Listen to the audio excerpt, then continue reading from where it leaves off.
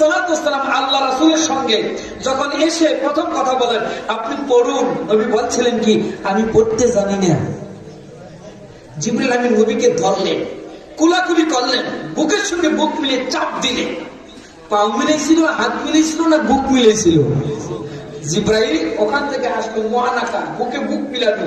জিব্রাইল মিলিয়েছেন নবীকে, আর নবীর সঙ্গে আর জিব্রাইল আলাইহিস সালামের সময় বুকে বুক মিলেছে। পবিত্র জায়গা সিনা, এর জন্য পবিত্র জায়গায় আল্লাহু আকবার বলে হাত পাতি, আর পবিত্র জায়গাটাই মধ্যে আমরা কলমটা রাখি। ওই কলমটার দাম থাকে ততদিন, মূল্যায়ন থাকে ততদিন, কলমটার কার্যক্রম থাকে যতদিন। দাম কত? নিম্নমান 5 টাকা। ছাত্র যদি পরীক্ষা দিতে যায়, আমরা 2-3টা কলম তার কলম দানিতে দিয়ে দেই, ফাইলের ভিতরে দিয়ে দেই। মা বোনরা খেয়াল করবেন, এখানে বুঝ শক্তি চলে আসবে। আলোচনা বেশি লাগে না, অল্পতেই যদি বোঝা যায়, অল্পতেই যদি আমল করা যায়, অল্প আমলই নাজাতের জন্য যথেষ্ট হয়ে যায়। গার্জেন পক্ষ বলে দেই একটা কলম নিবা না, শিক্ষকগণ বলে দেই একটা কলম নিবা না। ডিস্টার্ব দিলে, কালি ফুরিয়ে গেলে ফাইলের ভিতর থেকে জানে আরেকটা কলম বের করতে পারো। একটা কলম দিয়ে 2 দিন 3 দিন লেখা চললো, যখন কলমটা মাঝপথে 3য় দিন অর্ধেক পরীক্ষার সময় কালিটা ফুরিয়ে গেল, খেয়াল করবেন, অন্য মনস্ক হবেন না, বোঝা যাবে না। কালিটা যখন ফুরিয়ে গেল, হল রুমের মাঝখানে ছাত্রটা বসেছে, জ্বালানাটাও ধরে আছে, কালিটাও ফুরিয়ে গেছে। ওই কলমটা টেবিলের উপরেই রেখে দিবে, আর বুকের মধ্যে রাখবে না। আর একটা কলম নিয়ে লেখা শুরু করে দিবে। ওই কলমটা আদর থাকবে, সম্মান থাকবে, কলমটা দায়িত্বশীল ভাবে বুকে রাখবে, ফাইলে রাখবে। পরীক্ষার পরে বাড়িতে নিয়ে কলম দানিতে রাখবে। ততদিন কলমটার কার্যক্রম চলবে, যতদিন কালি দিবে, যতদিন লেখা দিবে, যতদিন তার আপনার হেফাজত থাকবে, রক্ষণাবেক্ষণ থাকবে, ততদিন। পরীক্ষা দিতে দিতে কালি ফুরিয়ে গেছে, কলমটা বেঞ্চের উপরে রেখে দিয়েছি। পরীক্ষার পরে এবার কলমটা নিয়ে নামতেছে। 3 তলার উপরেও যদি পরীক্ষা দেয় ছাত্র, এবার তার সিঁড়ির এক কোনায় একটা জুড়ি আছে, ডাস্টবিন আছে। কলমটা বাড়িতে নিবে না, খালি কলমটা পকেটেও নিবে না, ফাইলের ভিতরেও নিবে না, বক্সের ভিতরেও ঢুকাবে না। রাখবে কোথায়? ডাস্টবিনে, জুড়ির ভিতরে।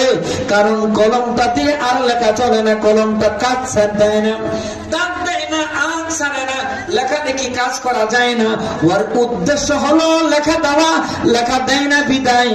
পকেটেও জায়গা নাই, ফাইলের ভিতরেও জায়গা নাই, বাড়িতে কলম দানিতে তোমার আশ্রয় নাই, জায়গা নাই। তোমার জায়গা হলো সাইকুরিতে, তোমার জায়গা হলো ডাস্টবিনে, ঝুড়িতে। আল্লাহ রাব্বুল আলামিন বলেন, ওয়াল্লাযীনা কাফারু ওয়া কাযযাবু বিআয়াতিনা উলাইকা আসহাবুন নারি হুম ফিহা খালিদুন।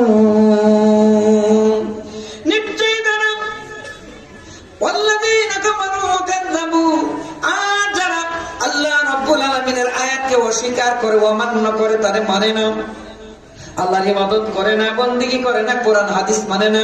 ওয়াল্লাযীনা কাফারু ওয়া কাযযাবু বিআয়াতিনা, আমার আয়াতগুলোকে অস্বীকার করে, অমান্য করে, উলাইকা আসহাবুন নারি হুম ফিহা খালিদুন, তাদের জায়গা হলো জান্নাতে নামক পকেটে না, তাদের জায়গা হলো কলমের জায়গা যেন, আর ফাইলে না। কারণ কালি নাই, দাগ নাই, দাগ দেয় না, লেখা চলে না।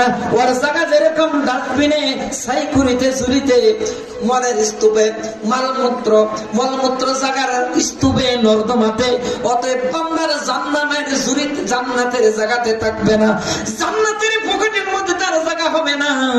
কলমটা যেরকম সুরে মারে জানালা দিয়ে ডাস্টবিনে পড়ে যায়, বান্দাকে জাহান্নামের ডাস্টবিনে রেখে দিবে যদি বান্দা আল্লাহর উদ্দেশ্য হাসিল না করে। আল্লাহ রাব্বুল আলামিন এর জন্য বলেছেন, মা খালাকুতুল জিন্না ওয়াল ইনসা ইল্লা লিয়াবুদুন, আমি মানুষকে সৃষ্টি করি নাই, করেছি শুধুমাত্র কেবলমাত্র ইবাদতের জন্য।